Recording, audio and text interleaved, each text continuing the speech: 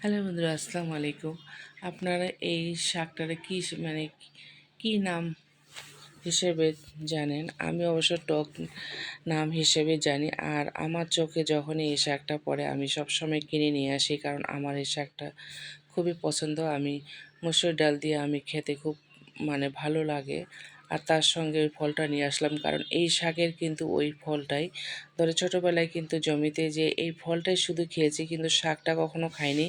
আর আমাদের ওদিকে খায়ও না এই শাকটা, জানতামও না যে এই শাক খায়।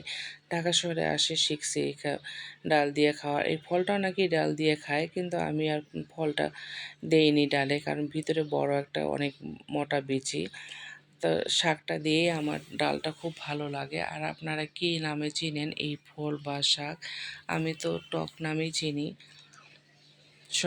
সবাই জানাবেন। আর আমার এক ভাস্তি তো বুঝতেই পারতেছিল না যে এই শাকের কথা বা ফলের কথা ভুলে গেছে, তাই তার জন্য বিশেষ করে এই ভিডিওটা বানালাম। তাকে দেখাবো যে এটাই হচ্ছে সেই শাক বা ফল, ছোটোবেলায় অনেক খেয়েছি। সবাই ভালো থাকবেন, দুপুরের শুভেচ্ছা রইল। আর এই ফলটা বিশেষ করে আমার বাচ্চাদেরকে দেখানোর জন্য নিয়ে আসছি, বাচ্চারা হয়তো পছন্দ করবে, তারা ছোট টক খেতে।